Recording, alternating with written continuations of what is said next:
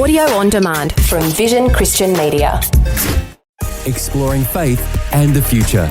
Neil Johnson and Bible teacher Dr. Kameel Majdali. We've been talking about how we got the Bible. 66 books, a fabulous revelation from God to a lost and sinful humanity. When we talk about the Bible, two testaments, Old Testament, New Testament, how do you fill in some of the gaps about how we got the Bible when we know that there are basic divisions here? All right, Neil, it's important to remember the Bible is big.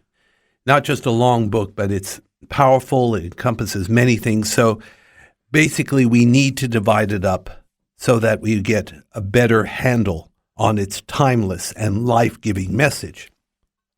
So as you mentioned, there's two divisions of the Bible. There's the Old Testament with 39 books, basically known as the Hebrew Bible. It's the Bible of the Jewish people, which is now part of our Bible too. And then there's the New Testament. Some people call that the Christian Bible. Well, the Christian Bible actually is all 66 books, not just the 27 of the New Testament. But let's take the Old Testament. We divide it up into several very important parts. In fact, it can be three: the law, the prophets, and the writings. And in the Hebrew, they make an acronym of the law, which is Torah, the prophets, which is the Nevi'im, and the writings, which is the Ketuvim. So it's the Torah, Nevi'im, Ketuvim, and if you want to make the summary of all this, they call it the Tanakh. And that's the word they use. If you say Tanakh, we're talking about the Old Testament or the Jewish Bible. So the first part is the law of Moses, the 5 books of Moses, known as Torah or Pentateuch in Greek, the 5 books. And that's Genesis, Exodus, Leviticus, Numbers, and Deuteronomy. Then you have 12 historical books, and that starts with the book of Joshua and goes all the way to the book of Esther, 12 books in total.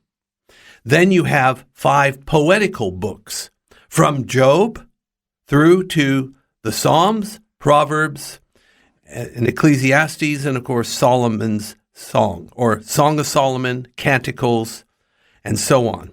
Then we have 5 major prophets, that's Isaiah, Jeremiah, Lamentations, Ezekiel, and Daniel. The last part is the 12 books of the minor prophets, starting with Hosea and then finishing with Malachi. Of interest, the Jewish Bible in Hebrew has the same books as we do in the Christian Bible, but the order is different. The last book of the Hebrew Bible is 2 Chronicles. The last book of the Old Testament in the Christian Bible is Malachi.